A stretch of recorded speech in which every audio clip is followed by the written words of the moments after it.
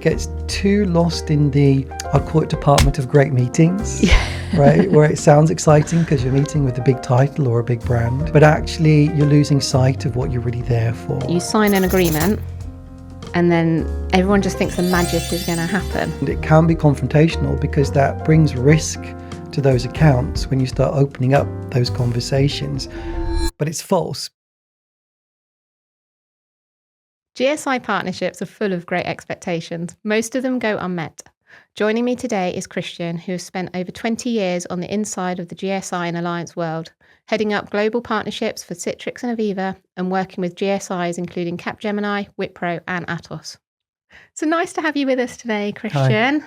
And I think what I'd really love to start with today is just saying you've seen inside these GSI partnerships, you've worked with the technology vendors, you've worked inside these GSI relationships for so long. Where does it typically go wrong and where does it typically go right? What's the best way to start? Wrong or right, I guess? Your pick. Maybe go is wrong because I think there's a lot of things there that people skip over too fast. Because people get very excited about the relationship. People are excited about it's a huge brand and what that means. But it becomes the world of great expectations with very little delivery. So as far as things to avoid, it's really to avoid things that don't really have the accountability. Yeah. It's really easy to focus on things that you think is a great idea. Could be that your stakeholders think is a reasonably good idea. But you've got to be thinking about what happens next. Yeah. So whatever you're going to do, is there someone that's going to pick up that opportunity, that lead? Are the salespeople ready? Are the marketing support functions that are making you engage actually able to deliver on what you want to do? And sometimes it's the plumbing between the two organizations. So I think it's really about assigning the right accountability and creating the right expectation before you actually engage what you think is a great idea. Absolutely, because I think what you can see, isn't it? You sign an agreement and then everyone just thinks the magic is going to happen. Yep. But it doesn't. It just doesn't. It really doesn't. And I've seen this repeated from all different angles, right? From a growing software company to more established software companies to the hyperscalers as well. There's always this huge hope on these massive contracts that because I've signed it, well, they will just then supply me some great opportunities. That's where the fun really starts. And you've really got to think about engaging in a much more structured, methodical way. You've got to be thinking about how you're going to apply not only your company culture to the relationship, but then actually merge their company culture into yours so that you really start speaking the same language, because you will not be speaking the same language once that contract's signed. No, and I guess at that point, it's understanding what are the real priorities for each organisation. And then if we start to align across those real priorities and we start to build the trust, is that a good place to kind of start, would you say? Trust is an exceptionally good place to start. And going back to the first point, what do you see as one of the better things you can be doing with your relationships is establishing trust early is essential. And that is about understanding each other, what we're in the room for, what we're trying to achieve. And going back many years to, I believe it was an IBM statement, was what do you want to be famous for? Yeah. Truly. Each relationship should be unique and have its own special shine. It's essential to offer customer value, but also then to bring value to the vendor, your relationship you're trying to build for. Absolutely. And I think it goes back to like the typical value proposition then, doesn't it? Is why are we in this relationship together? To the customer value, to your point, but then what's the value to each of those organizations, and then whose priorities they align to, and then who's, to your point at the beginning, accountable, who's going to be accountable to drive those and see the sort of the end goal coming out of that. No, absolutely. And that's really how you get to a trusted, established relationship, is understanding each other at that point and realizing you're doing it to provide value to the customer, to the marketplace, really kind of change how people are engaging in the technology or experiencing the output of that technology. And if you lose sight of that, then you tend to end up in a very static, stable relationship that may feel successful because there are certain numbers attached to it, but it will never establish growth. And that's what you're in it for. Definitely. So once you've established that lay of the land, as it were, what does actually building the relationship look like from your perspective or from your experience? So there's a lot to say here. So I've kind of worked on driving that down to some key drivers, ultimately. There's actually 5 stages to building those relationships that's truly essential. Firstly, you've really got to kind of cook down as to what are we really in this for? What is that key driver? What matters to this relationship? What's the purpose, really? And once you've established that, what are the engagement rules? Who are your stakeholders? What they look like? How vested are they? And I look at this point, it's really about their need versus the desire. Okay. Because you may need to work together, but you may not want to work together. You may want to work together, but you don't need to work together. When you get the need and the desire aligned, and again, start building that trust together, that's really when things begin to happen and you start to see that momentum that you're looking for. But it doesn't stop there.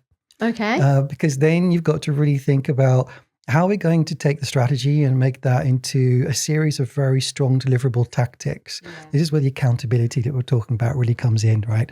You've really got to establish not only the tactic, but how is that going to land and who will receive it and who is going to engage around the tactic you're driving. So it's a careful balance of figuring out what's the right thing for the strategy versus what is the thing that we're able to execute on. And it could be what you're able to execute on isn't exactly the type of tactics you want to do, but that gap is something then that creates a roadmap to actually build the relationship around and get smarter on. And once you've done that, then you've really got to think about, how you're scaling this out. How are you going to get smarter? How are you going to start bringing in different subject matter experts to echo your message to the market and drive those successes? And clearly, when you've got those successes, you really need to celebrate them. You really need to make people feel proud and excited about what you've done, but also use those successes, as we all know, to drive the next success because they do breed each other. Definitely. I think visibility on your last point is really important because if you start to show people how that relationship's working, what's the value it's delivering, whether that's down to an individual sales perspective or to the organisation, then we start to create the momentum as you talked about. Well, and actually what tends to happen is, you win a contract, you win a wonderful, wonderful engagement with the customer, and you move on to the next one because we're driven that way. And what gets forgotten, is how do you actually then drive the behavior around that win and utilize that to create the thought leadership? Because you will need that to actually drive true momentum and growth in relationships. And a lot of people do not do that well enough. Yeah. And that's something to advise everybody. Don't just celebrate the win, but actually nurture that win to create your next set of wins as well. Yeah, it's a really good point. And one of the other points you made a little bit earlier on is about that, the relationship and building that alignment. What are the key relationship areas that you think you need to build that relationship on? Is it like you have your typical alliance manager, but that alliance manager is not necessarily going to deliver you your pipe, right? Right. So what are those kind of, I guess, those intersection points where we need to align engagement on, would you say?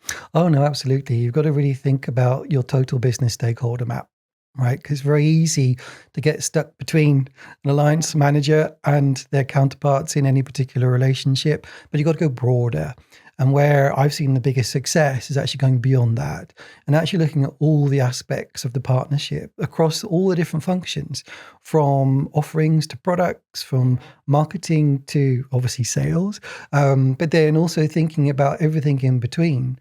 Because we're all trying to tell a message to the marketplace, and the smarts of aligning that really contributes that one-to-one, if you like, engagement, really going beyond what you ever thought it could be. Because ultimately what you're trying to achieve together is that kind of, if you like, echo of your momentum, so that you're actually getting much more out of the output that you're putting in. So this traditional, what everybody looks at, that 1 + 1 = 3 type of trifactor. And that's really how you can start driving that type of behavior, is engaging all of those parts of the organization. And one thing that I remember very fondly with one of our large partners is really actually going beyond. And we had the product teams from both organizations coming together with the marketing teams, with the offering teams in a much more broader think tank, and align those priorities based on the business planning of the partnership. Because there may be time differences, but really understanding when you're engaging one of those larger integrator or service providers is understanding their actual rhythm of the business and aligning yours into that, and making sure that you're putting together those key functions again across their organization. That's how you're going to get the momentum you really want to see. And With going broader like that, would you also, and this sounds like an oxymoron, also go narrow at the same time? So you're going broader across the organisation, but would you start with like a spearhead of a solution offering, a vertical or a geography or something like that and then go into like a repeatable sort of motion almost there? You call that well, because you can't be everywhere at once. No. So when you pull all these strings together, you're activating something, and that has to land somewhere. Right? The idea of landing something globally never happens. It'll land in a couple of countries or a couple of verticals that you want to be successful in. And being really data-driven and laser sharp on how you're selecting that together is another secret for success for sure. Yeah, I would definitely agree with that. What would you say, if we're looking at that and we've looked at like sort of the ideal way to go through it, where do you see that vendors are wasting their time in this? Is it that the fact that they're missing some of these steps and going straight to those tactics that you talked about, or is it something else that you would sort of talk to? No, you're calling it out well. It's kind of not following the mythology, right? If you jump past, you may see some early results, but you won't see repeatable results, and you won't see the momentum. So it's very much that. It sounds hard because there's this constant challenge of, can I meet my bookings goal this quarter versus building a long-term strategic engagement? Yeah. It's tough, right? But these relationships do require a big breath. Yeah. You have to make sure that you're really thinking through, again, the right value chain across both organizations and the customer's value too, right? And sometimes that trifactor of vendor, partner, custom, priority, that really needs to be thought through properly. And I think that's the next level of ABM that I started to see, that we should do much more of. And so we started to talk about an activation roadmap. What would you say is critical in like the first 90 days? You know, you've signed a relationship, which is the beginning, you know, the contract, not the finish. What's critical in those next 90 days for you? It goes back to what I was saying earlier, that need and desire, right? Is clearly, if you signed a contract, one of those things will be true. There's either a need to work with you or a desire to need to, but then you've got to think about, do we have the other match to that point? So what is truly driving this contract, and being really honest and clear to all the stakeholders involved as to what you're in it for. And I think, again, it gets too lost in the, I'd call it department of great meetings, right? Where it sounds exciting because you're meeting with a big title or a big brand, but actually you're losing sight of what you're really there for, right? So those first 90 days are critical to be honest and clear with each other. Goes back to what I was saying earlier, that's, again, a trust-making moment. If you don't have that in your first 90 days, you're going to have a troubled relationship later on. And sometimes it's challenging because you're going to have to really confront some status quo issues, and ask those really difficult questions as to, okay, imagine we do create a massive pipeline opportunity. Who is going to execute it? Are we set up for success? You know, who is going to engage on this?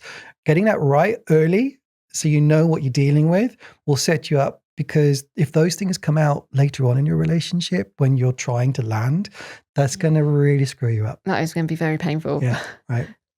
And I think one of the other key things that I've had a lot of conversations recently about, and one of the key foundations to what we were talking just about there, is sales.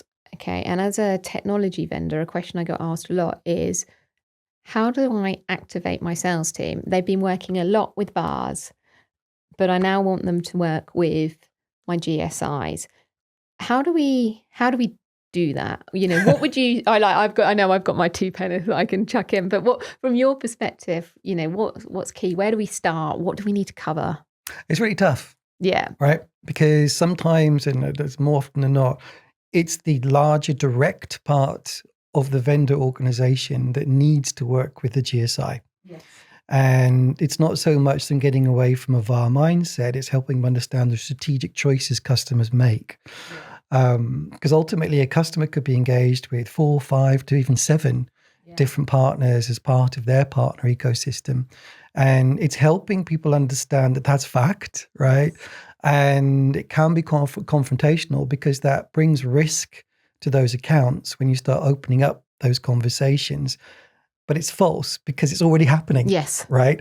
So those customers are having those conversations. And if you as a vendor haven't embraced that mindset in your sales team, that's where you need to start. It's helping them understand that nobody makes a decision in isolation. There's a lot of influencers, there's a lot of partners going in, providing different services, and really understanding your customer's topology or their ecosystem is an essential part of that mix. So taking the salespeople on that journey is the way to, if you like, create the awareness and education. And where I've seen my biggest successes is getting that honesty. And when a salesperson is leading that conversation with their customer and asking very honestly, so which other vendors or service providers are you working with? Sometimes they're shocked at the answer and they get concerned because then they may panic as to, I'm not in control of this deal. But that tells you, I need to change my dialogue, because ideally we all are in it to do the same thing for the customer. Yep. And sometimes you'll unearth competitive situations, but you better know that ahead of time. Exactly. And I think, especially when we're looking at a technology vendor sales team, there is helping them understand when and where is a GSI sweet spot. And you talked about the customer journey and topology and those types of things.